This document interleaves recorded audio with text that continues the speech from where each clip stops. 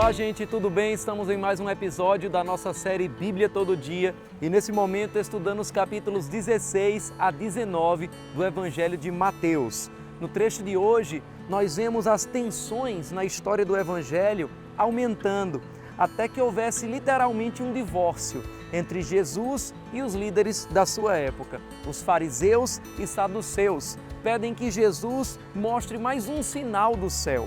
E os versículos 2 a 3 do capítulo 16 dizem: Ele respondeu: Quando a tarde vem, vocês dizem vai fazer bom tempo, porque o céu está vermelho.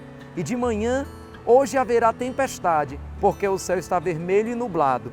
Vocês sabem interpretar o aspecto do céu, mas não sabem interpretar os sinais dos tempos. Como é importante entendermos o tempo de Deus para as nossas vidas.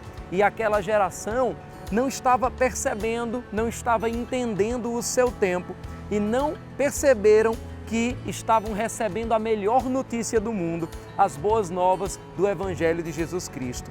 Jesus é o centro da mensagem da Bíblia. Eles receberiam mais um sinal, o sinal do profeta Jonas. Jesus iria ressuscitar e esse seria o maior sinal de todos. Em seguida, Jesus adverte os seus discípulos a tomarem cuidado com o fermento dos fariseus. O que vinha a ser esse fermento que afastava esses líderes religiosos da mensagem do Evangelho?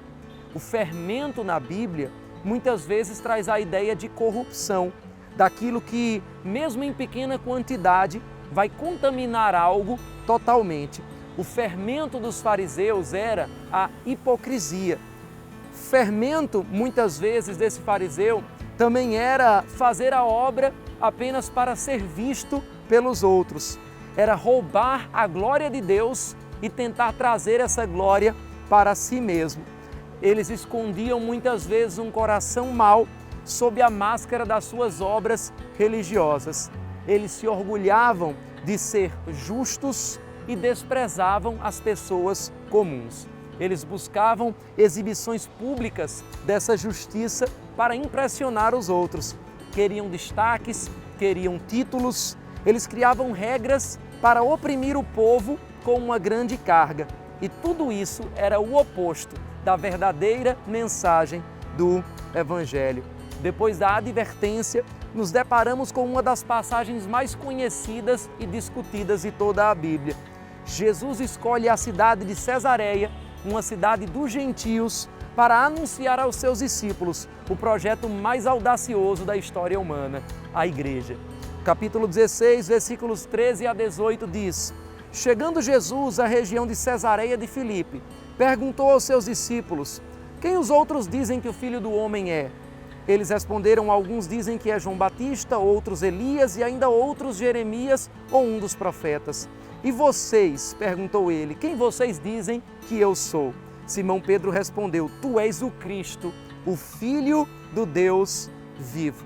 Respondeu Jesus: Feliz é você, Simão, filho de Jonas, porque isto não lhe foi revelado por carne ou sangue, mas por meu Pai que está nos céus. E eu também lhe digo que você é Pedro, e sobre esta pedra edificarei a minha igreja, e as portas do inferno não prevalecerão contra ela, ou não poderão vencê-la. A igreja resiste ao longo dos séculos a ideologias, políticos, perseguições e continua crescendo e derrubando as portas do inferno. Ela é edificada pelo próprio Jesus Cristo, a partir de uma pedra, uma revelação fundamental. Mas qual é essa pedra fundamental da igreja? É uma revelação de dois lados, ou dois aspectos, como uma moeda.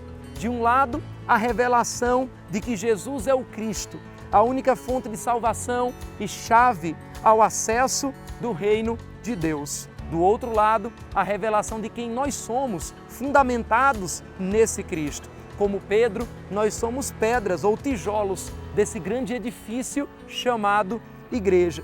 Quando entendemos quem Cristo é para nós, recebemos a revelação de quem nós somos em Cristo. E isso é o fundamento da igreja na terra. Estamos em Cristo e somos uma pedra do seu edifício. Somos noivo e noiva, a maior aliança feita por Deus na história, e ela nunca será rompida. Um outro ensino precioso aqui é que o mesmo Pedro que acabou de ser usado por Deus, seria usado também pelo diabo para se opor à morte de Jesus. Qualquer pessoa, por mais espiritual que seja, precisa vigiar para não agir sob a influência do diabo nas suas atitudes e nas suas palavras. O capítulo 17 vai mostrar o momento da transfiguração de Jesus, onde Mateus deixa claro que até o próprio Moisés e Elias deram testemunho de que Jesus é o Cristo, o Messias, o Rei e Salvador de toda a humanidade. A lei e os profetas apontando para Jesus. Essa é também a mensagem do Evangelho. Elias apareceu a Jesus, mas o ministério de Elias também veio na pessoa de João Batista, preparando o caminho para o Evangelho, conforme a profecia de Malaquias no final do Antigo Testamento. Um milagre curioso nesse capítulo e que não aparece nos outros evangelhos, apenas no que o antigo cobrador de impostos Mateus escreveu, é o milagre da moeda na boca do peixe. Chamou a atenção de Mateus o fato de Jesus dar um exemplo de cidadania, pagando seus impostos, e nós hoje devemos também ser um exemplo nisso.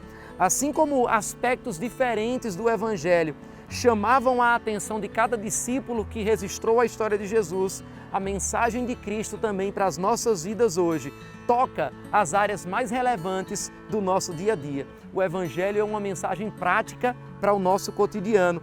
Depois de diversos ensinos no capítulo 18 sobre sermos como crianças para desfrutar do reino de Deus, sobre buscarmos aqueles que estão perdidos, sobre como procedermos na igreja com quem tem algo contra nós, sobre a importância de perdoarmos de coração.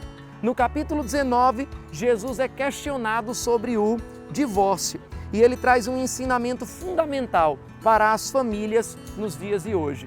O divórcio só acontece por causa da dureza do coração humano. Capítulo 19, versículo 8 diz: Jesus respondeu: Moisés permitiu que vocês se divorciassem de suas mulheres por causa da dureza do coração de vocês, mas não foi assim desde o princípio. Casamento não é uma criação humana, não é uma convenção social, é uma instituição divina e indissolúvel. O divórcio nunca foi o plano original de Deus, foi apenas uma permissão de Deus por causa da dureza do coração humano. Quando há humildade e quebrantamento, quando há uma verdadeira busca por Deus no meio dos problemas, quando há disposição em perdoar, quando há aceitação do outro, não há divórcio. A mensagem do Evangelho também é uma boa notícia para as famílias, a notícia de que sempre há uma possibilidade de restauração. Mas essa boa notícia, a melhor notícia do mundo, também era para as crianças e mesmo para os ricos desse mundo. Embora alguns, como o jovem dessa passagem, prefiram confiar mais nas riquezas materiais do que em Jesus, que pode prover todas essas coisas e ainda no final conceder a vida eterna. Mas, assim como o divórcio ocorre por causa da dureza do coração do homem, o Evangelho também é a história de um grande divórcio. A dureza do coração dos fariseus os separou da graça de Jesus Cristo, mas os humildes de coração, a Bíblia ensina, que experimentam ainda hoje, através de Cristo e do seu projeto chamado Igreja, o grande casamento entre o céu e a terra na nova aliança. E a estes, a mim e a você, Jesus afirma: eu lhes darei as chaves do reino dos céus. O que você ligar na terra terá sido ligado nos céus, e o que você desligar na terra terá sido desligado nos céus. Continuamos a nossa missão carregando a mensagem do casamento da terra com o céu e do divórcio do céu com o inferno. Isso é o Evangelho. Mas entre essas alianças, muitos últimos seriam os primeiros e muitos primeiros seriam os últimos, como vemos no versículo final da leitura de hoje e como também vamos aprender na história que continua nos próximos vídeos, onde estudaremos os capítulos 20 a 22 de Mateus. Até lá!